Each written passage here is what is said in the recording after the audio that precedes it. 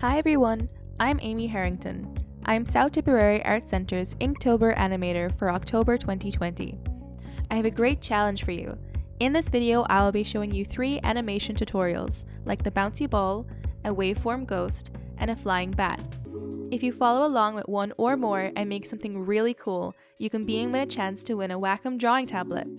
You can submit your animations via an upload link in the description down below. The closing date for entries is the 31st of October. I hope you enjoy the tutorials. Good luck and happy Halloween! For these animation tutorials, I'll be using an app called Flip-A-Clip.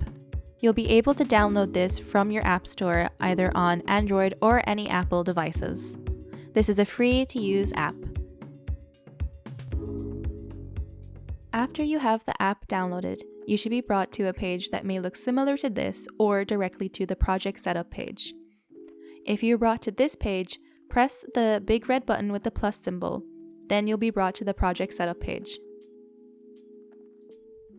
Here you will have a space to put in the name of your animation. I'm going to call this my full name,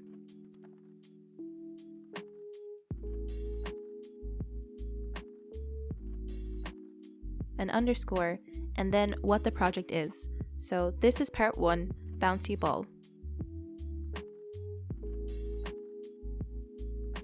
Then you're going to click into canvas size.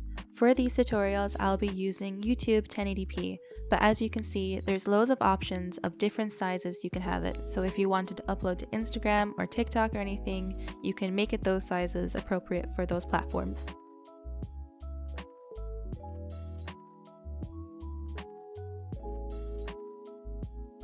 We'll be working at 24 frames per second. Frames are just your drawings. So for every second you see, there is 24 drawings in motion on the screen. Here you can decide on what kind of background you want to animate on. They have a lot of options of different textures, colors, and patterns.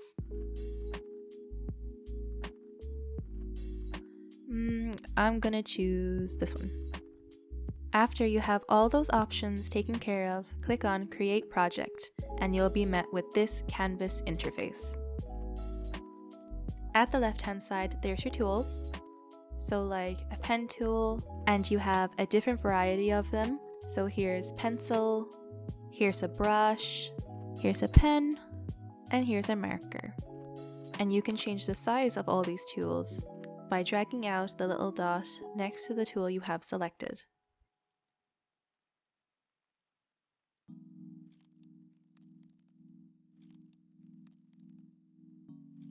And you can change the color of all these things as well using this color picker tool. So you can just drag the color picker around like this, and there you go, now it's red.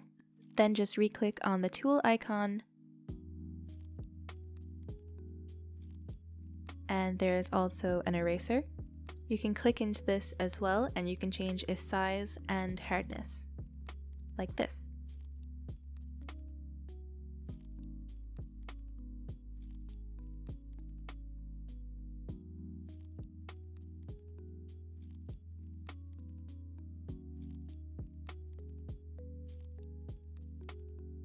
There is also a lasso tool, so click this and you can draw around whatever you have on the canvas.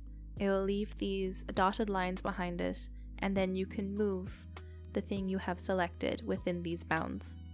You can change the size of anything you have selected like this, and rotate it like this. There is also a bucket tool, so if you click into this, you can then press anything that is on your canvas and changes color like this.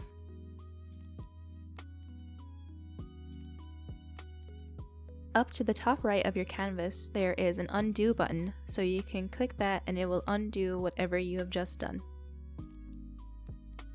Next to that, there is the redo button, so you can click on that if you have undone something you actually wanted to keep. This app also has the ability to use text. We won't be using that for this tutorial, but it's still a cool feature to have.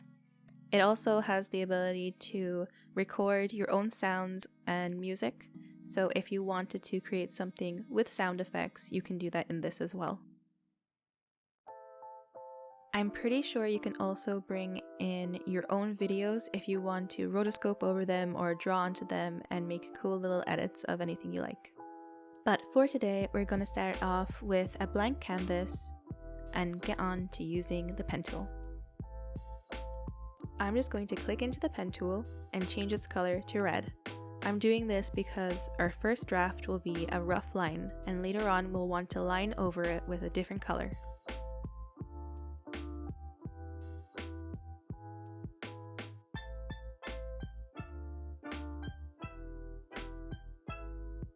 Along the bottom of your screen, you will see a smaller version of what you've just drawn on the screen. These are your frames. So remember when I said we were working at 24 frames per second? The frames are just your drawings, and you're going to have at least 24 drawings every second you see on screen.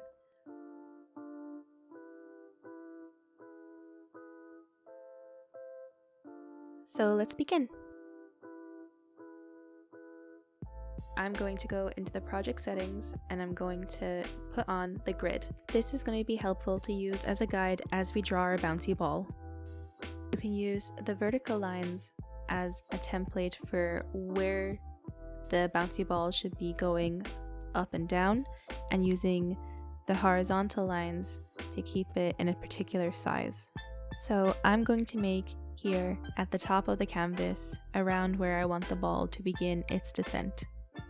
And then all you need to do is draw a little circle on frame 1. On frame 2, you will now see a little ghost version of the frame you just drew on frame 1. This is called an onion skin. This is to help just animate in general. It helps you know where you've just come from and helps you to see where you can go next. When drawings are closer together, it slows down their momentum, so it makes it look like it's hanging in the air for a little longer and sells that it's fighting gravity and the motion to move down. On frame 2, you want to try and keep your ball near enough the same size as the first one you drew, and just draw it slightly underneath it, overlapping the onion skin that you can now see. For the rough pass, make sure to work loosely and roughly. Scribbles are fine, we'll clean them up later.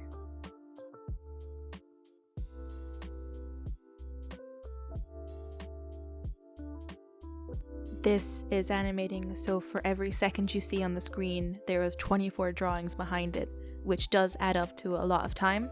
So if you're working perfectly and really trying to make your drawings absolutely perfect the first way through, it's going to take a very long time to do.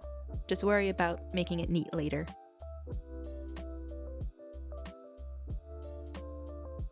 Now we're on to our third frame. So now you can hold down where your frames are and just kind of scrub through it to see how it looks so far. So there's the onion skin of the previous frame 2 again. And now we're going to be slightly warping the shape of the ball. So this is called stretch. It's one of the 12 animation principles. We make the ball have this stretched out, morphed look to help sell momentum and movement. In animation, it helps to exaggerate certain movements, so while a bouncy ball may kind of warp to your eye while it is moving, it probably won't warp to this extent. So here's when it's going to start stretching because the velocity of the drop. It's going to like move it out and make it flatter. So it's going from this kind of ball shape to something more like this, but not too extremely yet. And notice still how our first few drawings are still very close to each other in terms of distance on the sheet. But on frame 4, now we're gonna make a difference from that. So as we're beginning to gain more speed, as gravity is pushing the ball down, it's gonna have more of a distance between drawings. And this just makes it seem like it's moving faster. And again, it's just selling that it's actual object moving and falling. And it's going to be stretched out a lot in comparison to its original form. I'm going to get my lasso tool and move frame 3 a little bit more to the center. So you know on the grid how we have this line that we're following vertically. And we're roughly trying to keep it between these two lines as well, just for consistency. I just moved it back along that center line, and you can use the lasso tool as well for your drawings if you think you're going a bit off path. Just use the grid as a guide. Then on frame 5, you're going to decide where you want your ball to actually make impact. So I think I'm going to get mine to hit along this red line. You can get yours to hit off the bottom of the frame if you want, or you can keep it all in shot like I'm doing. So remember, if you're making any kind of mistake you want to get rid of, you can use the eraser tool, or you can use the undo button in the top right hand corner. So again, on the 5th frame, there's going to be the impact, and this is when you make a kind of squash down of the ball. So how we had it stretching before now morphs into being squashed from hitting the solid floor. So what I'm going to do first is more of the original circular shape we had, so it seems like even the ball has to catch up with it being morphed. The impact is so strong. So then you're going to have a very extreme kind of squash on frame 6 because it hit the ground so hard. And this is probably going to squash outside the lines of the grid that you've been following up until now. So you can break that a little bit. So it's going to be that little kind of pancake shape.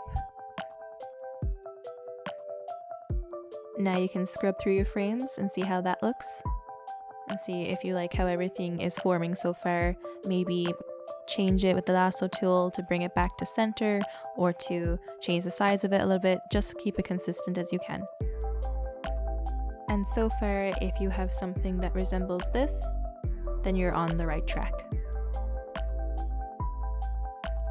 So far we've done the ball in its falling motion, and now we're getting ready for it to bounce back up. And now you can really see what I meant by having more space out between your drawings.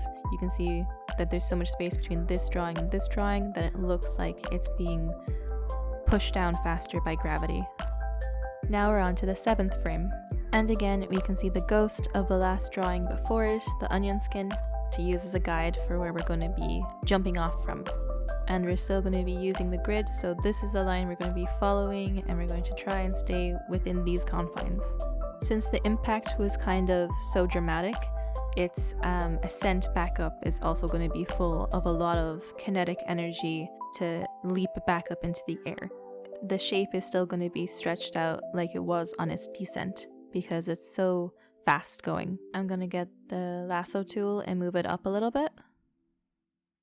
So this drawing and the last one aren't overlapping at all, to sell that there's more space between these drawings and that they're going fast.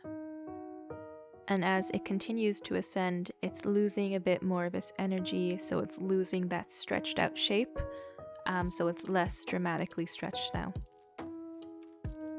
It's going more back to the circular shape it kind of was. Still not perfectly a circle, but more that than how dramatically stretched out it was previously. And now these two drawings aren't overlapping or touching, but they're getting closer and closer because they're losing momentum and slowing down. So far you should have something like this.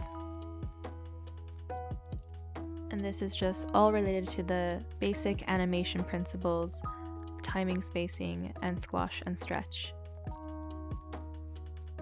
I'll put a link somewhere to a more detailed description of the animation principles because they really are the building blocks of all animation. Okay, frame 9. So this is when the ball isn't stretched out at all anymore and is back to its more circular shape, and you can see that this drawing is a lot closer to the one we drew previously, and they are overlapping. And since we want this to loop, the first frame that we drew is kind of the height that we're aiming for the last frame to build up to. So when we play this back, it looks like the ball is just constantly going up and down in a continuous loop. And now onto frame 10. Still pretty close, still keeping that organic round ball shape that we had in the beginning. I'm going to go back to the first frame and copy it. You can do that by seeing the copy button in the top right hand corner and then pasting onto the last one just to get an idea of the height we're trying to build up to here. So copy that, and then you can paste it using the symbol next to it in the top right hand corner as well. And now you can see that this is the distance that we have to make up to. So I'm going to get the lasso tool, put it around the copied and pasted ball from the first frame and just move it down a little bit. And now all these drawings are kind of going to be overlapping because it's slowing down at the peak of its jump.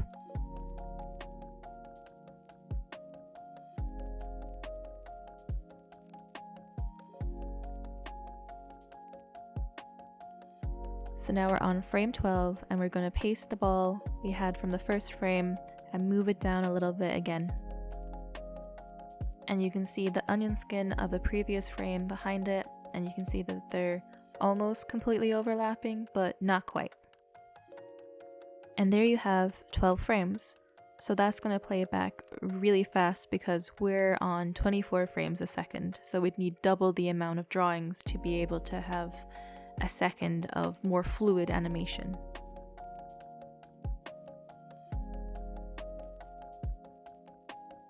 Now I'm going to show you how to put the animation on twos. This just means that the same drawing you drew on frame 1 will be the exact same drawing you're going to have on frame 2. And the drawing you had on frame 2 originally will move up to frame 3. So you're just doubling exactly what you have already drawn. And this will make your original 12 drawings into 24 drawings, so now you have a solid 24 frame a second animation.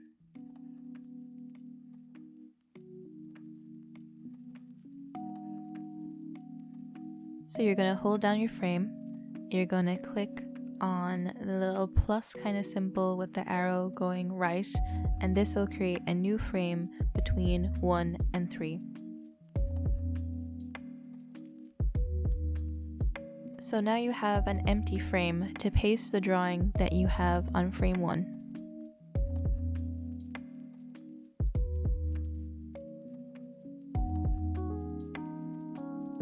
You want to make sure you have frame 1 copied like we did earlier, and then you're going to click this button to paste it. So now you should have the same drawing on 2 frames. And that's called twos.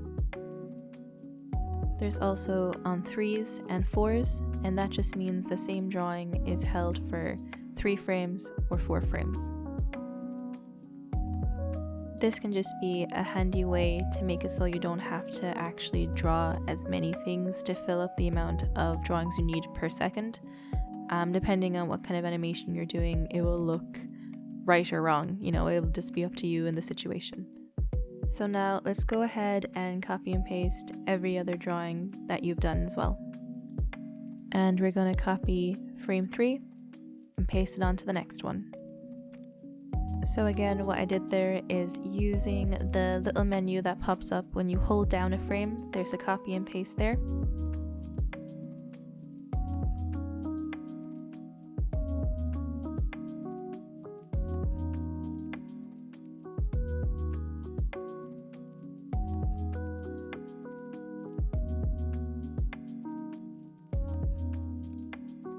So that's 1, 2, same one, 3, 4, same one. So you can just make sure you're doing it correctly by scrubbing back through the timeline and making sure it's the same drawing held twice.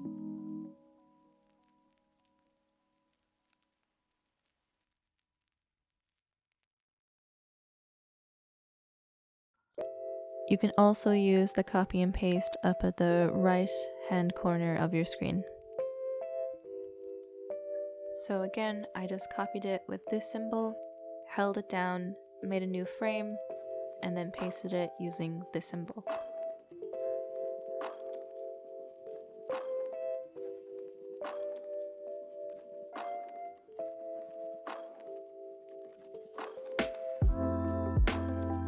Here's the impact. So again, copy, make a new frame, and paste. Same thing for 11, copy, hold it down, new frame, and paste. And just continue doing that for all of your drawings.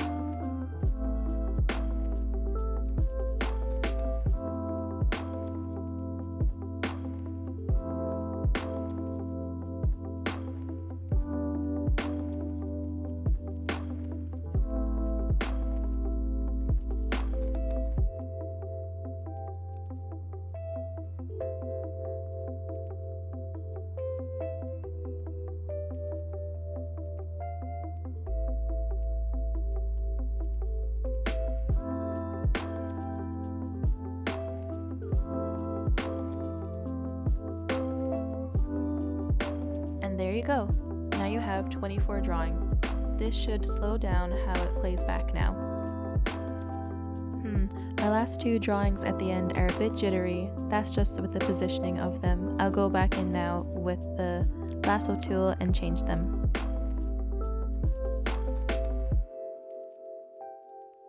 Yeah, they're not the same frame. I'll fix that now. So if your animation is looking a bit odd, maybe you have copy and pasted the incorrect frame the same way I have, in which case you can just delete it and copy and paste in the correct one.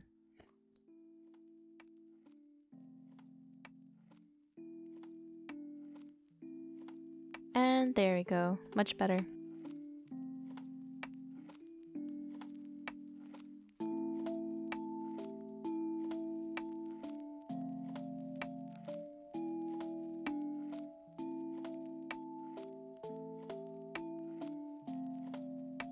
And now you should have something that looks like this.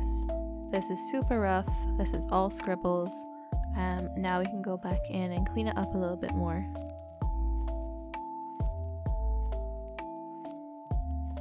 What's really cool about this app is it actually has a layer system for each frame you do. So you can go down to where the red arrow is pointing, click into that, and there's some of your layers.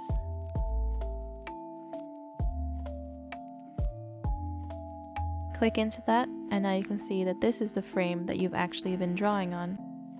You can set down the opacity of that layer just by holding down the right hand side and dragging it up or down. And on your actual canvas, you can see the drawing getting a little bit more faded. This will be handy when we're drawing over it. If you press the plus symbol there, you can add another layer. We're going to be cleaning up this animation on the second layer that we've just made. So it's going to be less sketchy, less like this, and more like an actual cleaned up nice ball. So up here you'll see a little ruler, and that gives you the option to have a line, a circle, or a square. And we're going to use the circle one as a little template on how to do a nice perfect circle. We're also going to change our pen color now, so just go into your color picker, and I'm going to use this kind of blue-gray color, not jet black.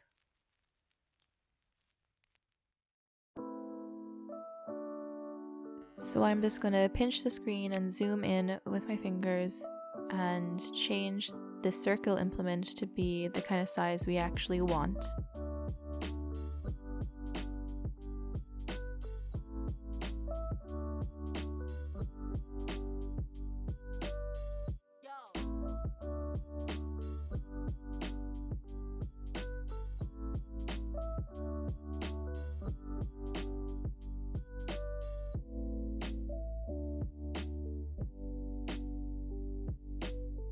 So we're going to move this up to where our drawing is.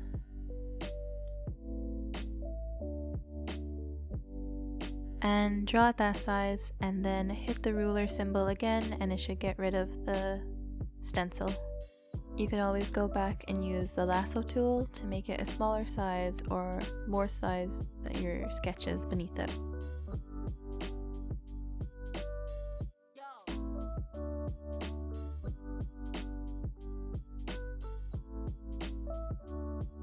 So now you have your perfect circle, and you're going to go to the copy button again and paste it to the next frame.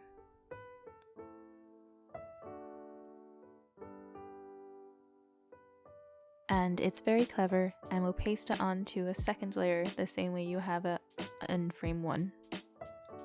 Then go to your third frame, and I'm going to paste the same ball again, go to the lasso tool, and then I'm going to move that ball down to where the sketch is below it.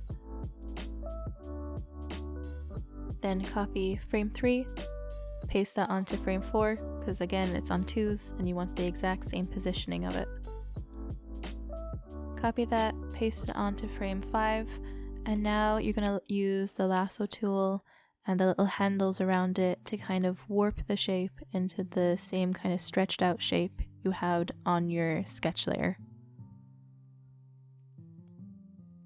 So remember, this stage is just the cleanup stage, so you shouldn't be animating anymore. You should have it moving like how you want it to move from your sketch layers. We started off with doing a more sketchy style to get you more accustomed to drawing in this app instead of just relying on the stencil tools. And because the rough layer is not supposed to be clean, you want to be just focusing on it moving and not it being completely perfect yet. So next frame, another copy and paste from the last one, and now we're moving this one down and giving it a more extreme stretch using the handlebars from the lasso tool. Then copy that and paste it to the next frame, same as always.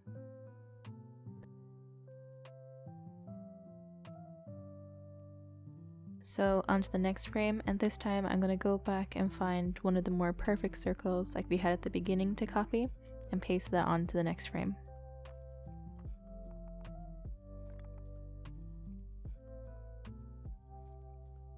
Then we're going to use the lasso tool to move it down, and I'm going to make it a little less of a perfect circle and squash it a bit down.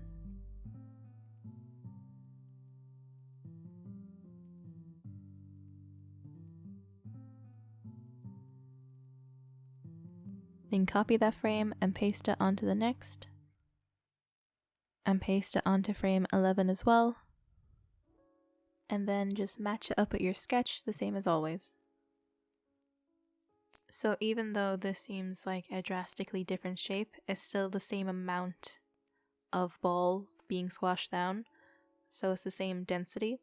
So say you had something like slime and you had it in a ball shape and then you squashed it down, it's still the same amount of slime in it. So we want to kind of keep the same amount of density consistent throughout this.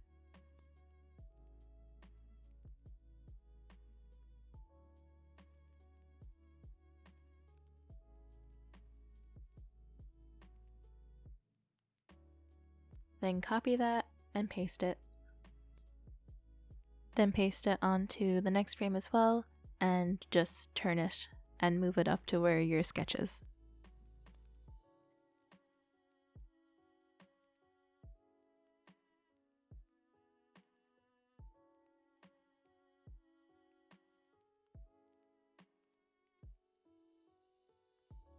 Then copy that and paste it onto frame 14.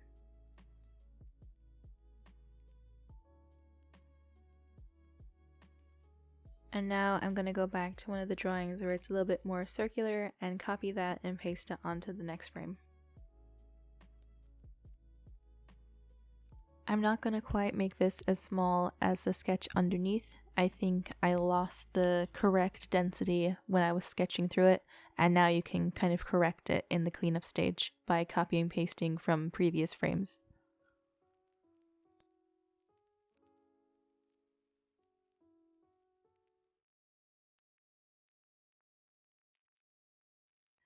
I'm going to go back again and get a more circular looking ball to copy and paste it to keep the consistency like I said.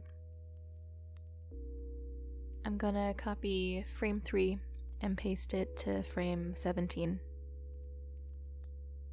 Move that down with the lasso tool, copy that, and paste it to the next frame. Paste it again to frame 19 and just use the lasso tool again to move it up to the same place as your sketch layer beneath. Yep, copy that, paste it again, and just move it up.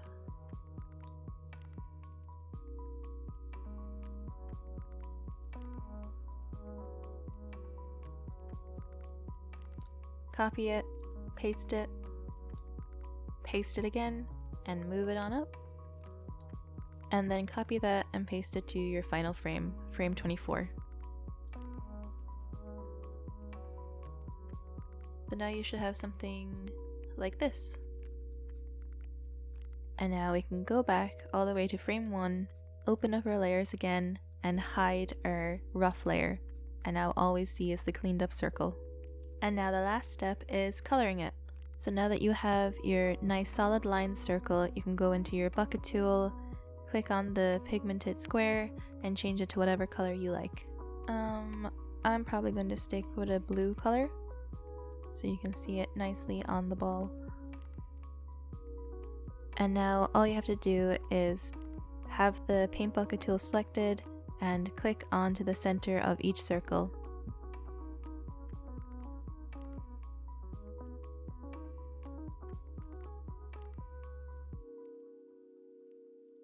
And if you accidentally misclick to the surrounding area, you can just press the undo button, same as me.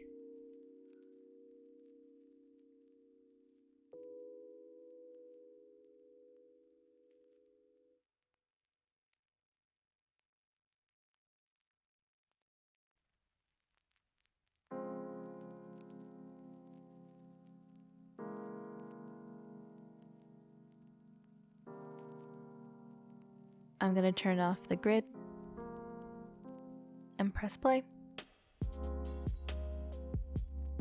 And there you have it. There's the bouncy ball.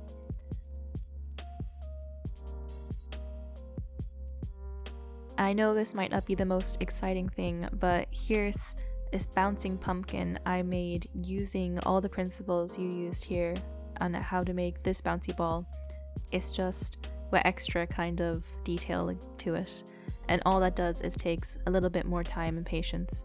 But what you just learned there can morph into something way more complicated and cool, but you have to start with the basics. If you want to make that into a movie, just click into Make a Movie. We're going to make sure to make this into an MP4. And to keep this free, you're going to have to keep the Flip-a-Clip watermark, so keep that turned on, otherwise you'll have to pay $2.99 or something, and it's not worth that. So make sure all the information at the bottom is duration 1 second, total frames 24, and 24 frames per second.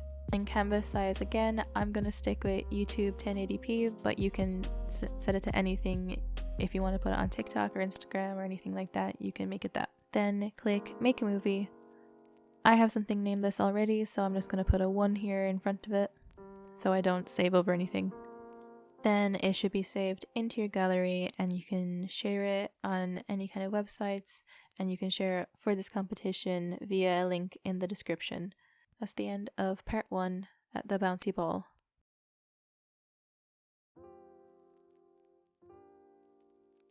This is part 2. In this tutorial, I'll be showing you how to do a very basic waveform with the ghost.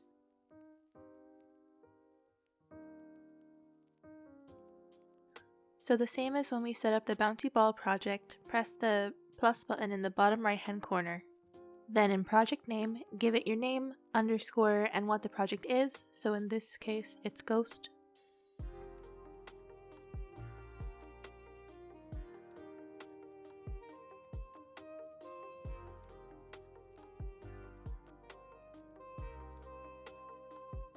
Pick whatever background you want, put it at YouTube 1080p, and for this one we're going to keep it at 12 frames per second. If you're not quite sure on the tools we'll be using, you can go back and check out the introduction to Flip-a-Clip in this tutorial. So to start off with your ghost, it's going to be in a more cartoony and simplistic style. It's just going to be a circle and a squiggle. So it's going to be this kind of shape generally, and his little tail will be the waveform that we'll be animating and focusing on. So I'm going to change the color of my pen. I'm going to make it red. On frame 1, I'm going to start off with drawing a circle for a head here and a simple wave shape like this.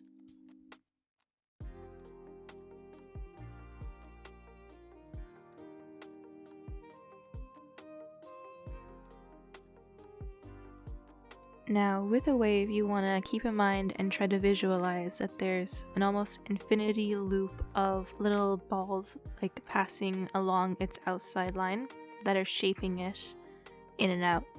I'll give you a visual for this to really get you to know what I'm trying to say here, but if you can kind of visualize something like that, it'll help you along making the wave.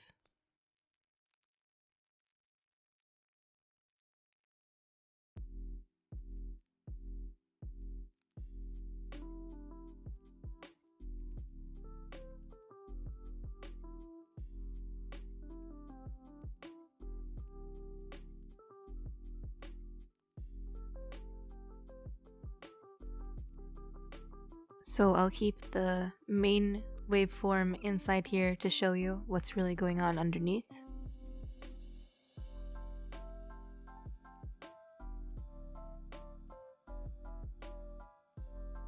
On frame 2, you want to draw another circle exactly where the head was before, because that's kind of staying stationary and we're just making the waveform.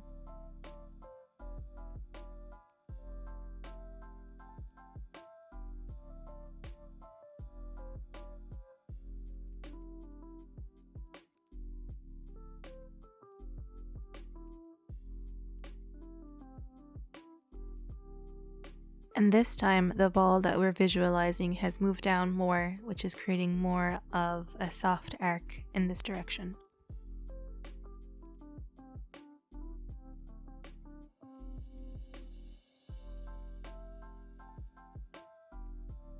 On frame 3, again, you want to put the head in the same spot.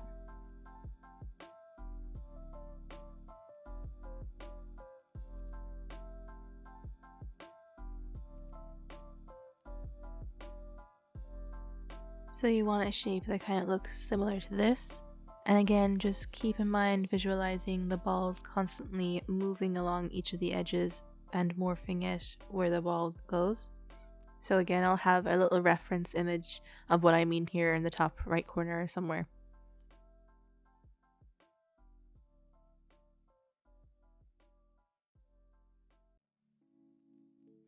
I don't want it to be that drastic.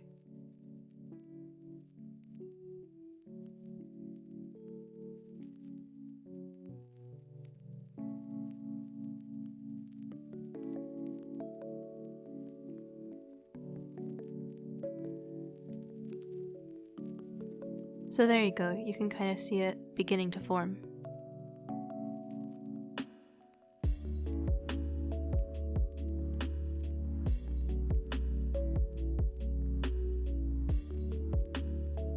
So you can see the line I just drew in the center, forming that infinite waveform that I'm trying to capture here.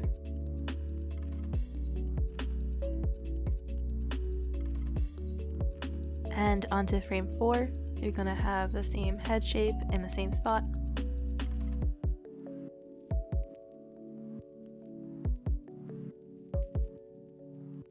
And you're gonna have this kind of shape going on.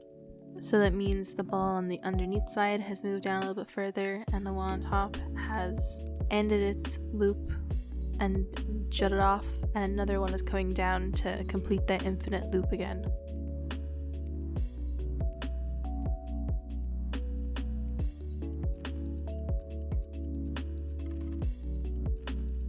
And then another head on there in frame 5, and this time the ball under here is going to be moving this way. It's going to push in a little shape and form another little arc.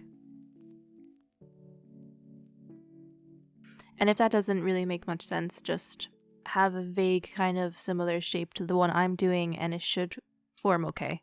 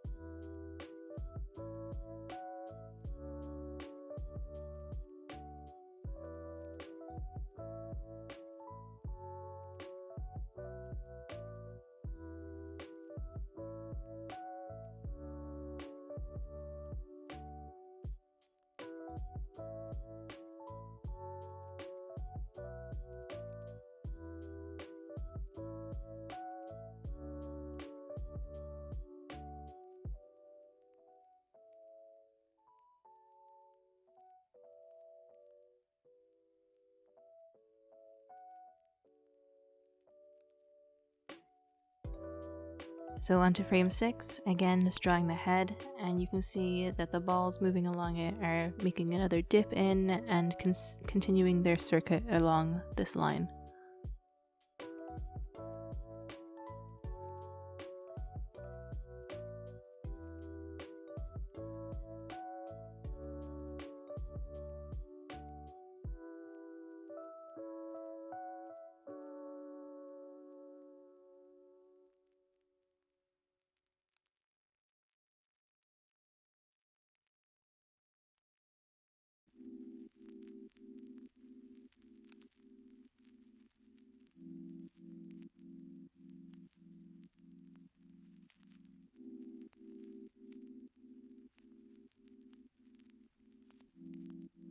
You kind of want to keep the tail with the same kind of line going up and down, so it's not growing bigger or smaller.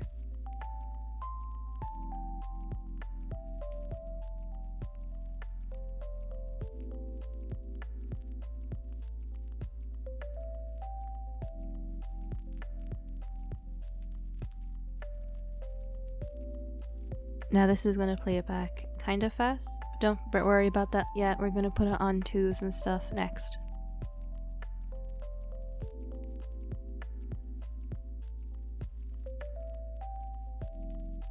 So you can see you get that kind of loop, and this might take a few tries to get kind of right for what you're going for, but anything you do, I'd be extremely impressed if I got back any ghost and waveforms that are even close to looking correct, because I still find them difficult even, but they're really cool once you get them down right.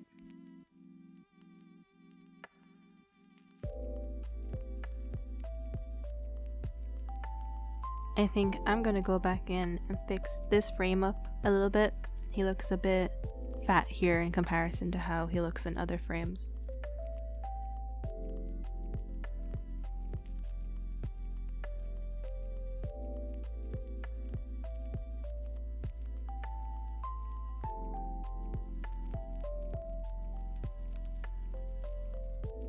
And we're going to put it on 2s, same as the bouncy ball. So we're going to hold that down, copy it, and paste it to the next frame. And again, putting it on 2s just means that the same drawing is held for 2 frames instead of just 1. So we had this on 12 frames per second, and we drew 6, but then duplicated them, so now there is 12. And now it should play back a little bit more smoother and slower.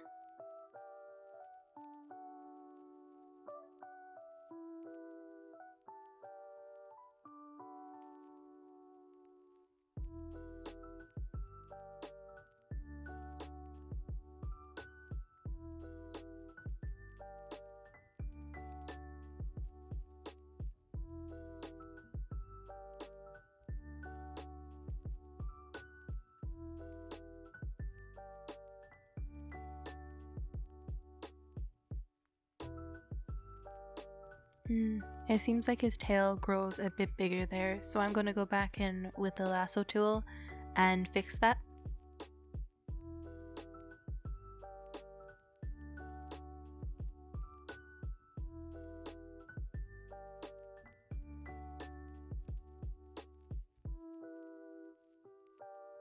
So if you see any inconsistencies like this, you can always go back and use the eraser or use the lasso tool and change the size of things to be more like how you want them to look. And now that I've changed frame 1, I am going to delete frame 2 and copy and paste the new frame 1.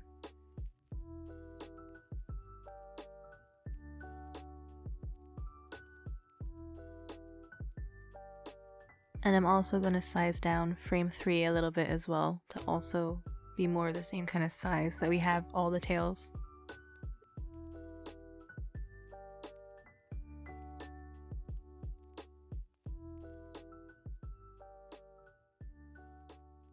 Then we'll just see how that looks.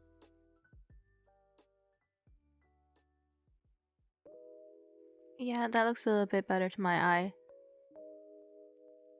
And now we can get into cleanup. So even if the infinity line of balls going along this don't quite make sense to you, if you have each frame kind of in these shapes, it should be more or less a waveform idea that you're conveying.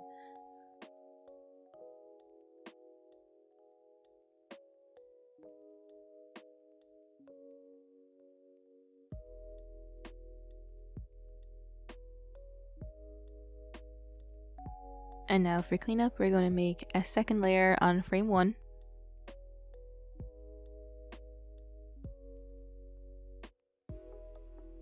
And we're going to get our ruler tool like we did with the bouncy ball. We're going to change the color of our pen tool. I'm going to make mine a kind of navy color again. Then get your circle and try line it up with your sketch underneath.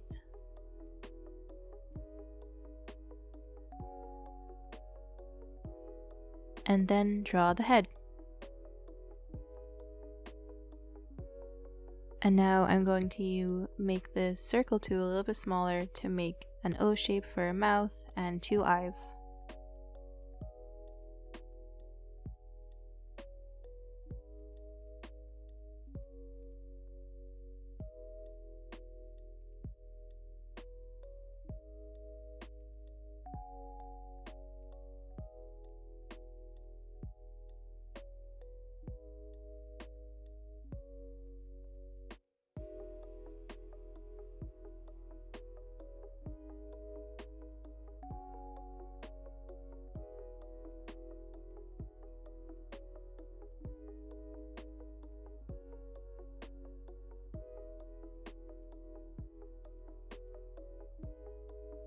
And I'm just going to copy and paste the first eye I did to the second one.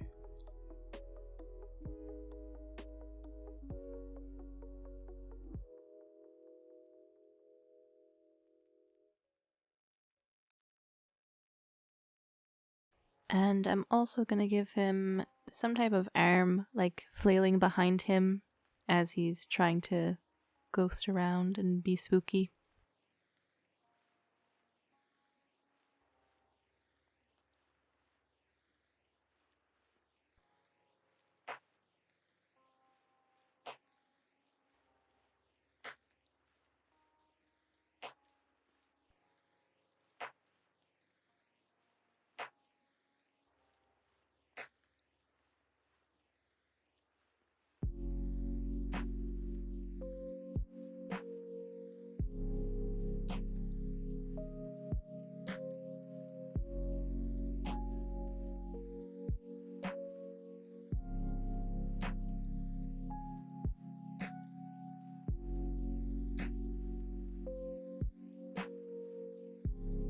Sorry, I'm being kind of a perfectionist over these arms. They're so jittery looking.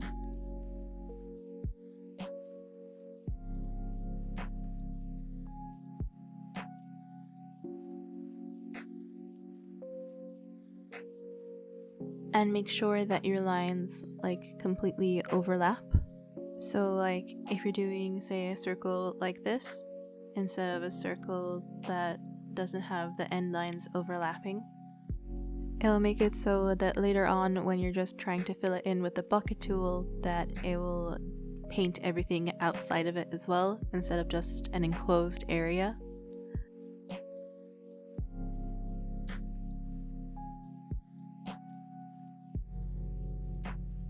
One arm's fine. Then you just want to copy that head and arm you have and paste it onto every single frame that you have, because that's going to be stationary.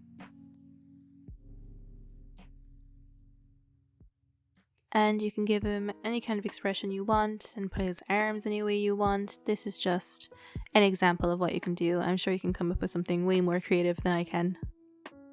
Okay, now we're going to go in and make another layer this time, and we're going to move it down below the head layer that we just made. And I'll show you why when we're coloring it all in later. So for this, we're going to follow the line underneath as best you can, and you can fill in here all you like. I know it will look like you're drawing over the face, but that layer is underneath it, so it's not affected.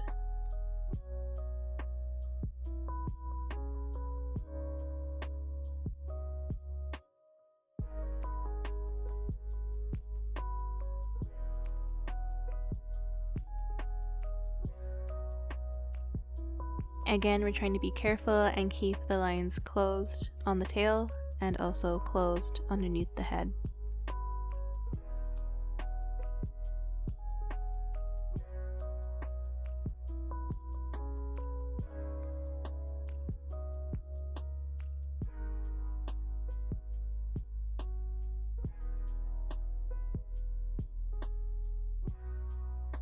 Then copy that from frame 1 and paste it onto frame 2. Again, we're working on 2s, so we just want to keep those the same. I'm going to turn off onion skins so we can just see the line work we did underneath.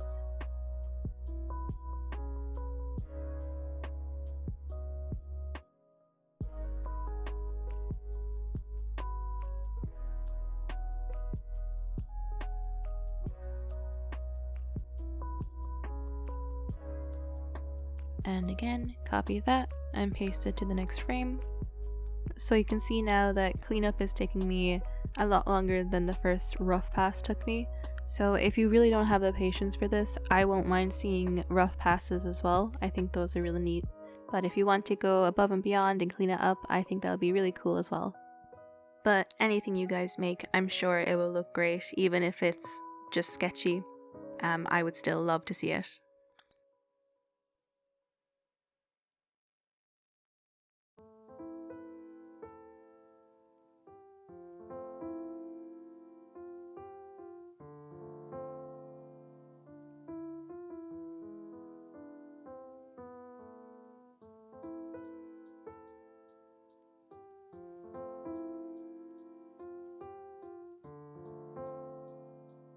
So I'm going to get the eraser and I'm going to try and get rid of the overlapping lines at the end of the tail just to make things look neater. And remember, close that line right here, close that. So overlap your lines, and if they are messy underneath the head, that's fine, it'll be covered later, but maybe do clean up if your tails are overlapping like that.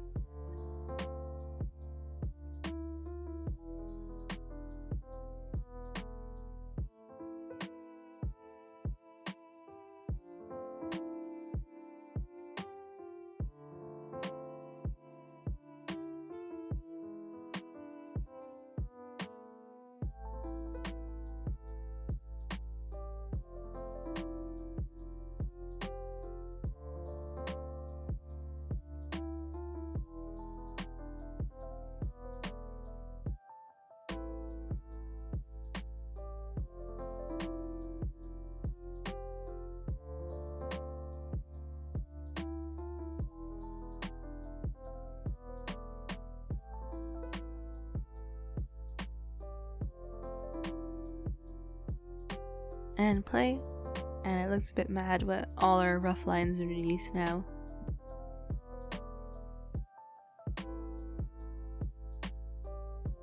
So go back into your layers and turn off your rough layer.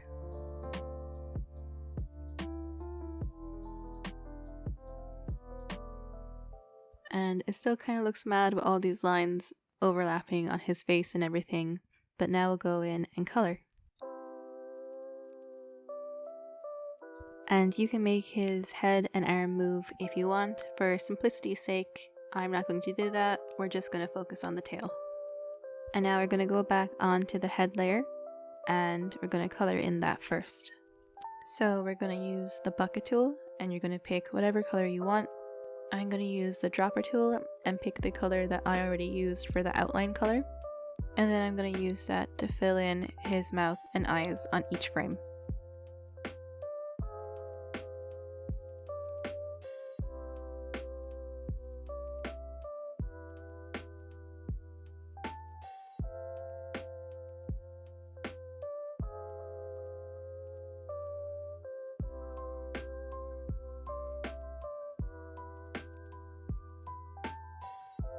Then go back and change your color to whatever you want his head to be colored. I'm going to go back in and make him a light blue color.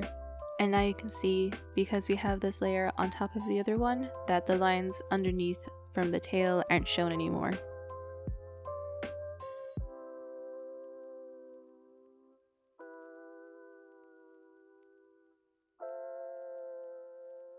And now we want to go into the other layer where his tail is, and hopefully you've made this job a lot easier for yourself and all your lines are sealed. You know what, I might do it even a slight darker blue for the tail so it stands out. And again, you can make your ghost whatever color you like.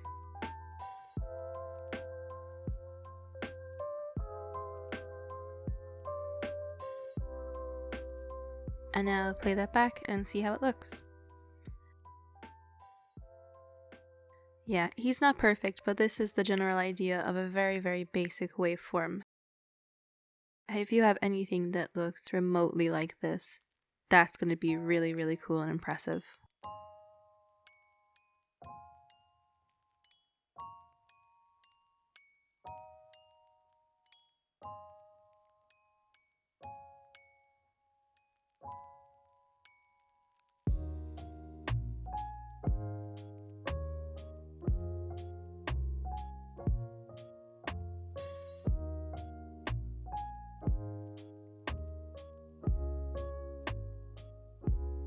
Again, I should have some visual references up and links to things in the description down below on what I mean by a ball moving along a line and just pushing that up and creating arcs with it.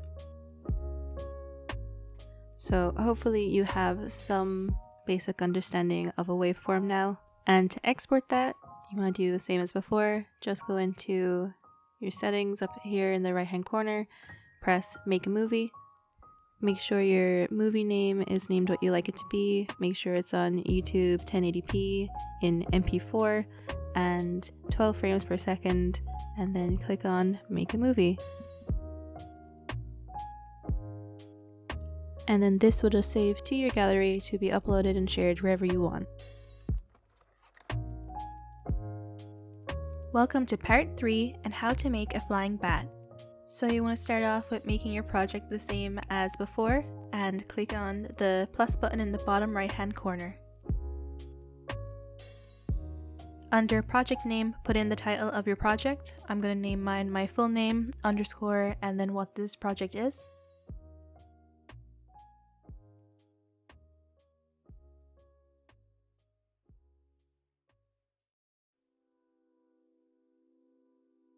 I'm going to make this YouTube 1080p, and I'm going to make this 24 frames per second, and then just choose any background you like, and click create your project. And here we go. Now just choose your pen tool and change it to red. So to start off drawing your bat, you want to draw a little circle near the bottom of your canvas. Our bat isn't going to be realistic, it's going to be really, really cartoony and simple to draw. So on frame 1, you want to draw your circle and then the frame of the bat's wing coming out from it. They're going to be completely outstretched upwards.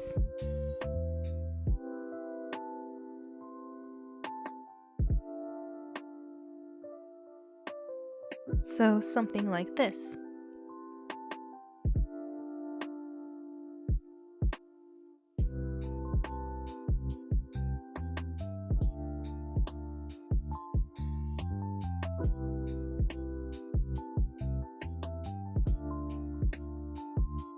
In the second frame, you want to move up the ball part, which is the main part of the bat's body, and you want to move him up because the momentum of his wings catching air is moving him upwards.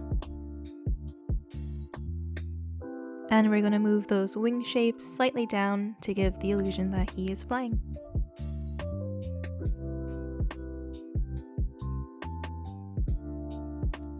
And you can just work really loosely and roughly. This is just our first pass going through it. We're going to put in more detail and be a bit more precious with it later on when we're doing cleanup.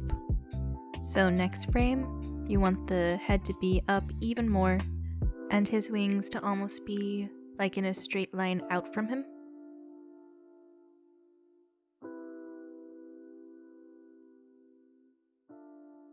In this kind of shape.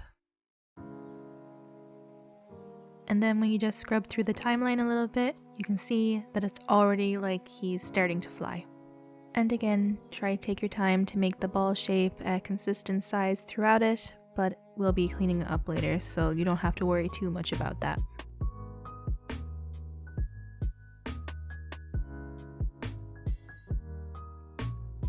The next one is frame 4, and the ball shape that is his head and where his face will be is going to be way up. Probably the furthest is going to be up in this whole animation.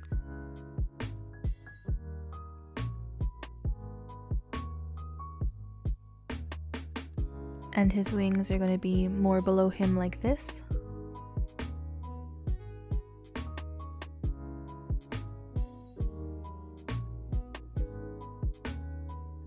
And when you play that back, you can see, ooh, the ball part got a lot smaller. I'm just gonna go in and fix that now.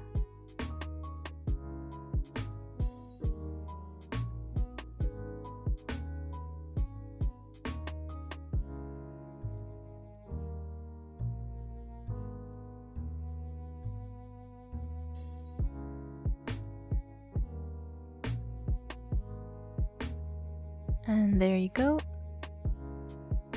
Frame 5. And this is when our bat is going to be kind of losing the momentum.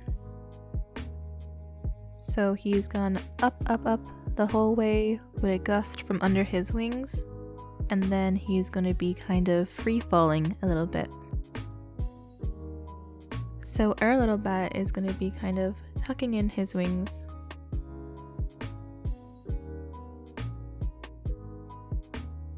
And he's going to be folding in that spine on his wing like this.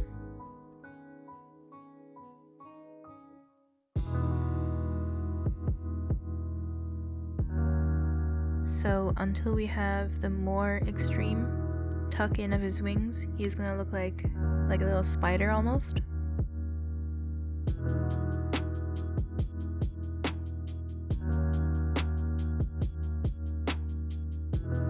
And now we're going to be moving his head position much lower because he's in that free fall kind of state.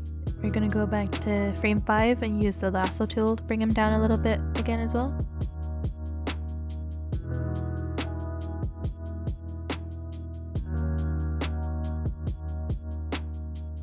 Yeah, and then on frame 6, he's going to be lower than that one again because his wings are all tucked up under and there's no more gust keeping him up.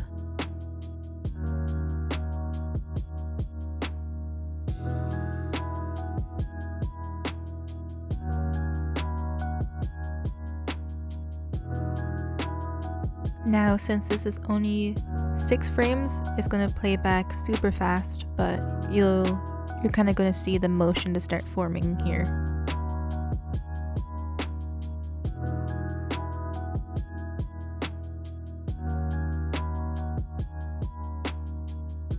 Now for adding more details, like the ears, I'm going to change to a different color.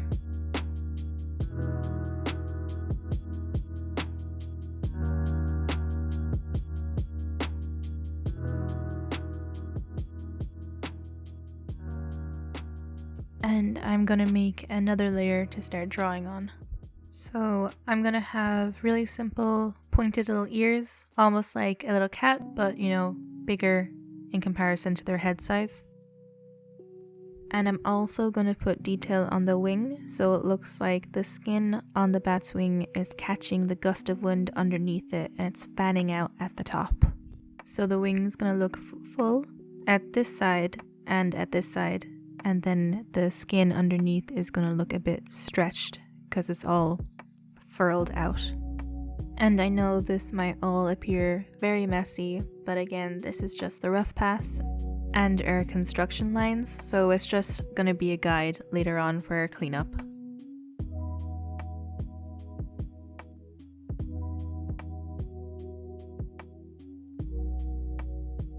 And now we're going to do his ears again. So since he's gonna up, his ear is gonna be squished down in this direction because they're pushing up against air. So our bat is fighting gravity going up and gravity is pushing his ears back down.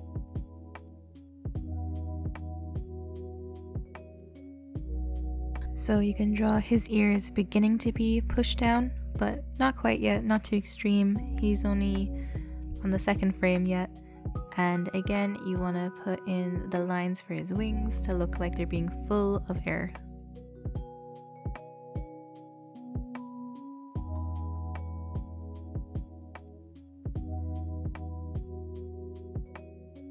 If all these construction lines look a bit too complicated and messy for you, you can always go in and turn off your onion skin.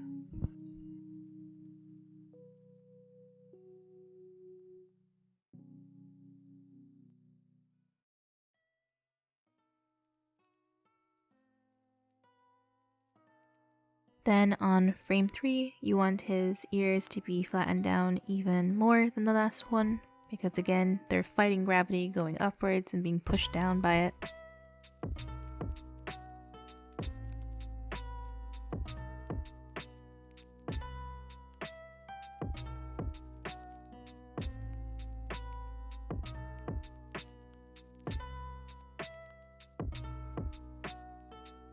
And then you want to do this kind of wing shape at the top and more underneath.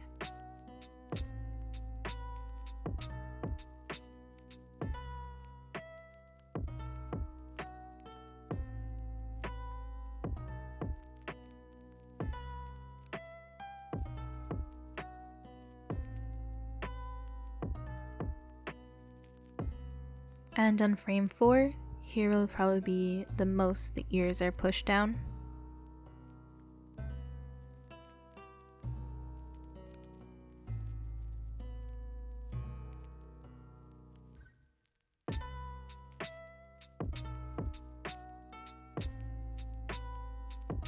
And we still have that skin on top of the wing being filled up with air, and even more skin underneath being shown in this position.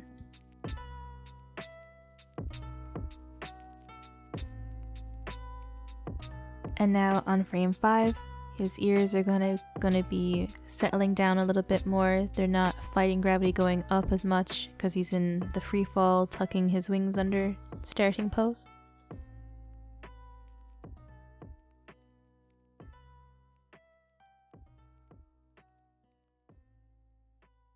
And then here's the kind of angular shape you want to be coming out of the wings with.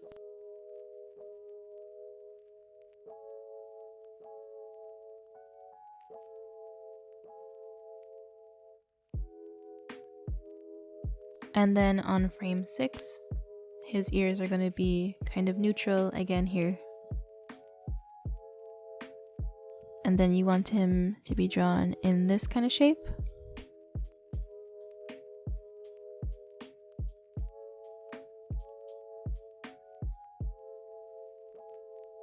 And it's going to play back very, very fast again. But now we can go back and start putting in on 2s. So like we've done before, go back to your first frame, press on it, copy it, and paste it. And because we have this in 2 layers, you're going to want to go back and copy and paste the other layer as you go. So I'm just going to do 1 layer at a time. And again, I'm using the copy and paste located up at the top right of the page.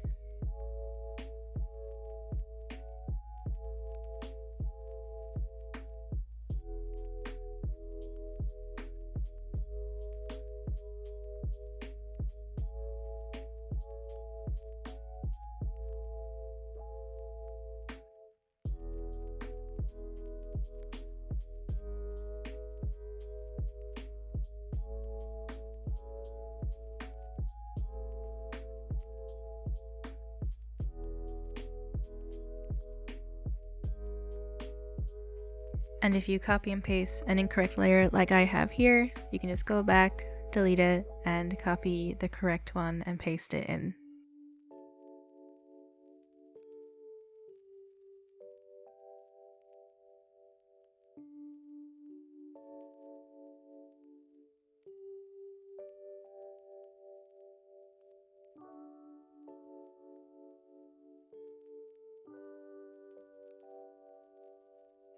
And now you can go back and copy in your second layer anywhere where it needs to go.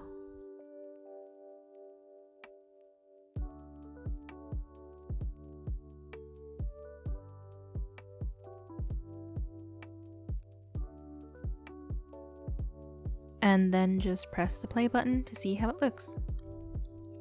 Okay.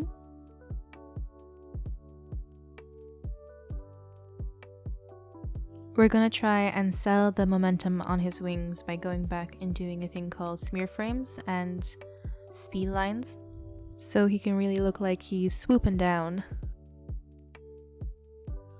Because this is the free version and you can only have up to 3 layers, I'm going to continue working on the same layer I have been, just because it's still a rough pass, and we want to keep our final layer for the cleanup. I'm gonna put the onion skin back on so it can help me animate.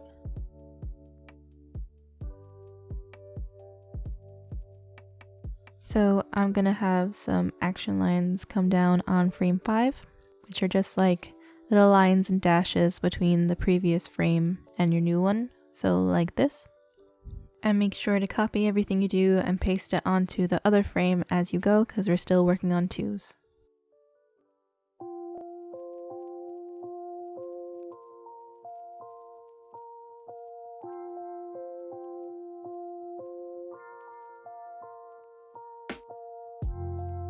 For this frame, I'm gonna kind of smear out the line that we've already created coming out from the wing itself.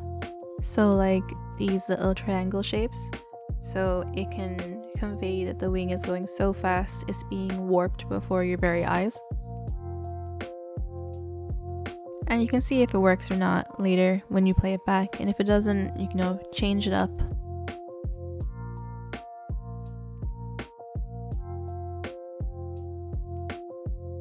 I think I'm gonna go back and change the direction of those lines, so make the triangles go in a kind of more inward swoop than I had them.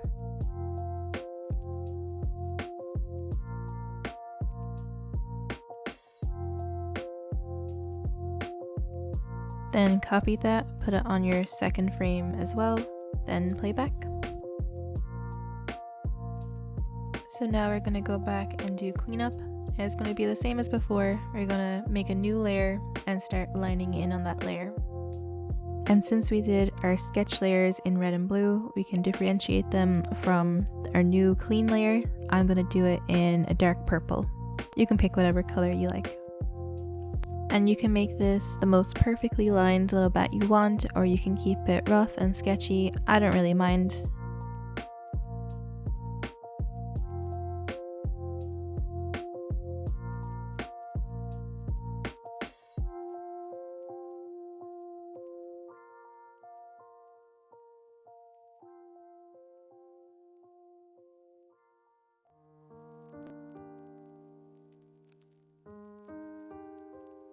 You can go into the ruler tool and then start off by filling in your circle shape with the perfect circle that it has here.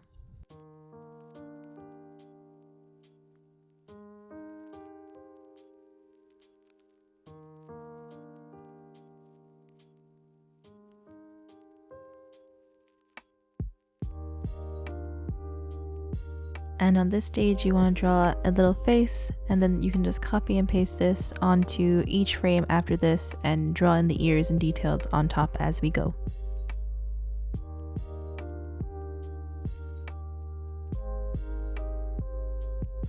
So you want to click on the lasso tool, encompass the head you've drawn, and then move it up to match your sketch underneath. And then copying, pasting him again, and then moving him up.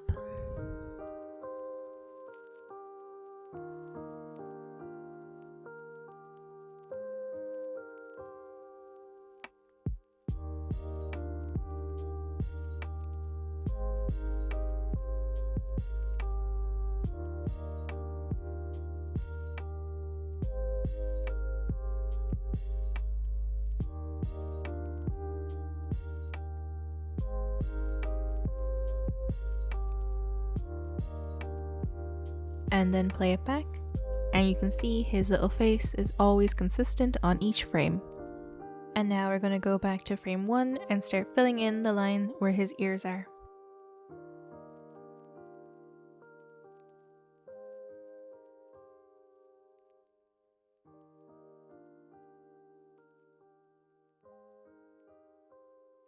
Copy and paste for 2s as you go.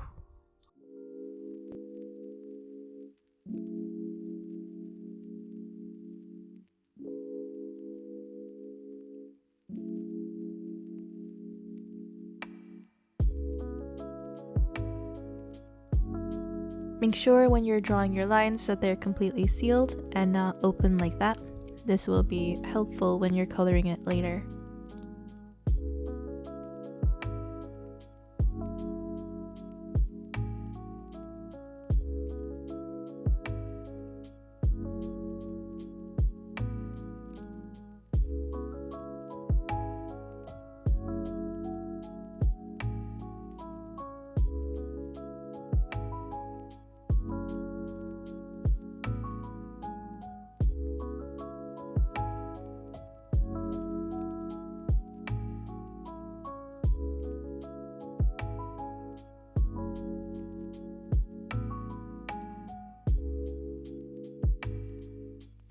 And if this is too much going on here in the background, you can turn off your onion skin here.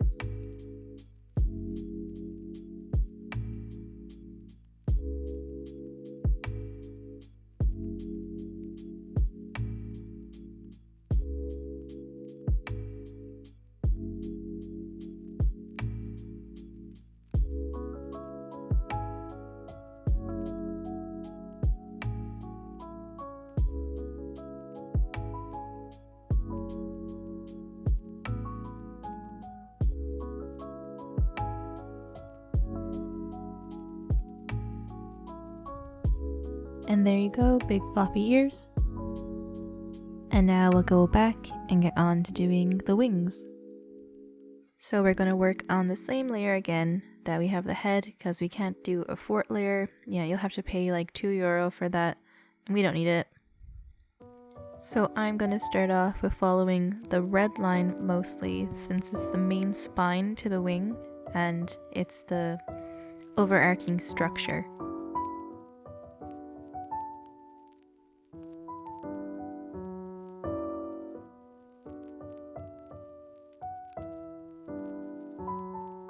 And then go in and do the blue line. And remember, we want to keep the ears in front, so even though your red line underneath goes through them, don't continue on the line, just stop at the ear.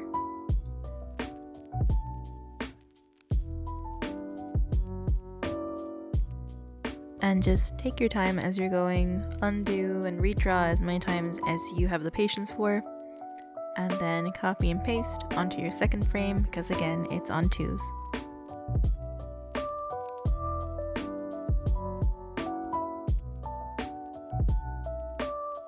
Yeah, I think I'm gonna turn off the onion skins because that is too much going on now. Now follow the red line first.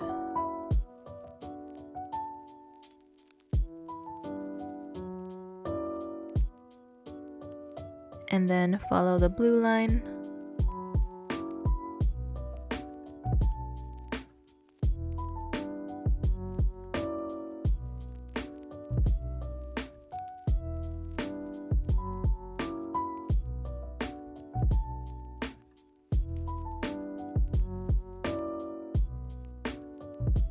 And copy and paste. And here is where we have those little action lines. And again, you just want to draw over your red line first and then your blue one.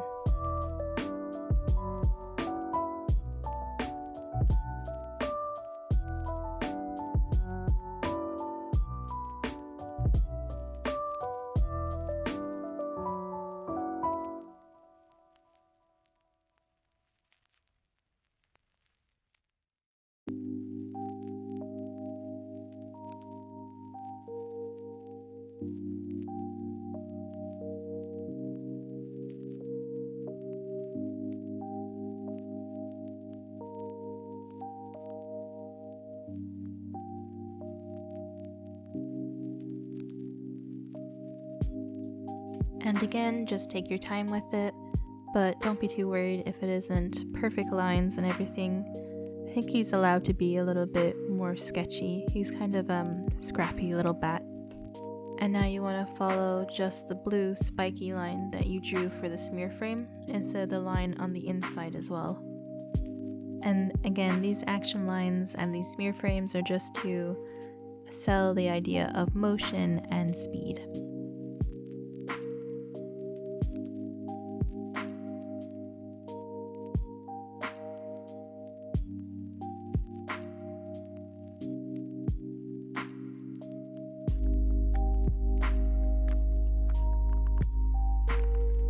And copy that and paste it. And same as before, just line in the red line first, then the blue line, then copy and paste it for 2s.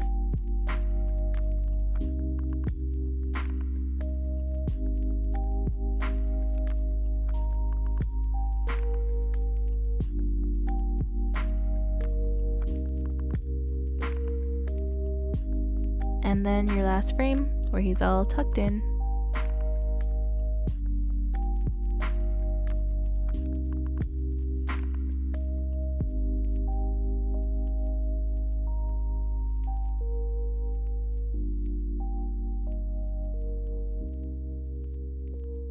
and then copy and paste it, and then play it back. And now you can go back and turn off your rough layers underneath.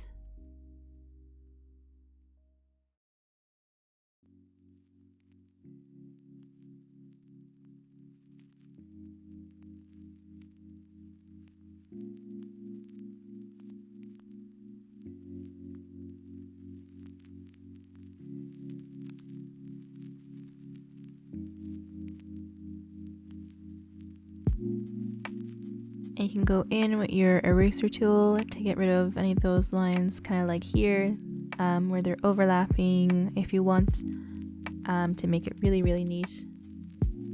So if you really want to make it super, super neat, you can go in and do this, but if you're not bothered, honestly, don't worry about it.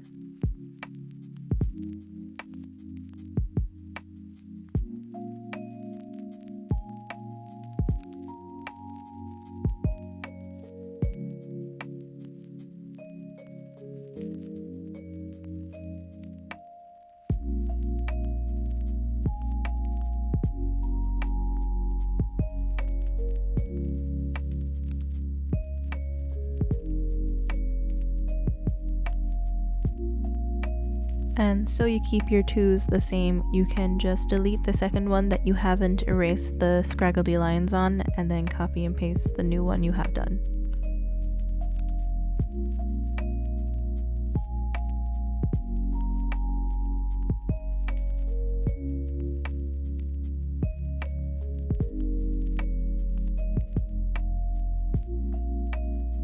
So you can go in and you can do that with any frame you see the lines overlapping or still a bit messy. I'm not going to go in and do that. That's a lot of work, and I'm just doing this for the sake of the tutorial. So here we go. So yeah, there's the frame with your smear frames on it, where it's so warped by speed that it's almost a different shape. I'm just going to add in some more action lines to see how they look. And now go in and color it. Now you can go in and get your bucket tool and pick whatever color you want. I'm gonna pick a kind of light purple color to go with the dark purple outline.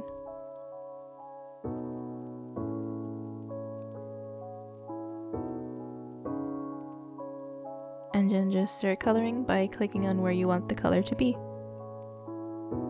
And then just continue on and do that for every frame.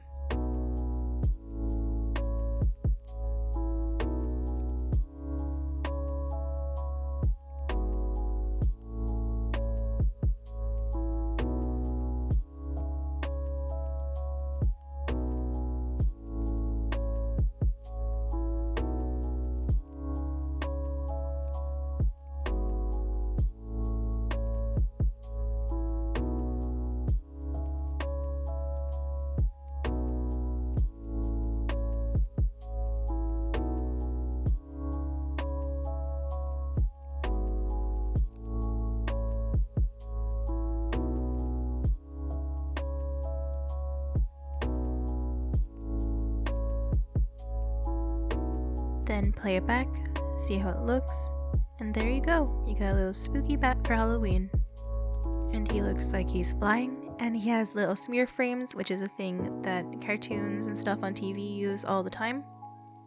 And then you just want to export your animation as usual. So click here, then make a movie. Make sure it's called what you want it to be called, YouTube 1080p, MP4, 24 frames per second, and then make movie, and it should be saved to your gallery. And you can share it to any social media sites or Discord or anything that's on your phone already. Thanks to everyone so much for watching. I hope you enjoyed these tutorials and they were a good kind of introduction to animation, and I hope you take part in the competition and win yourself a drawing tablet. Thanks again. Happy Halloween!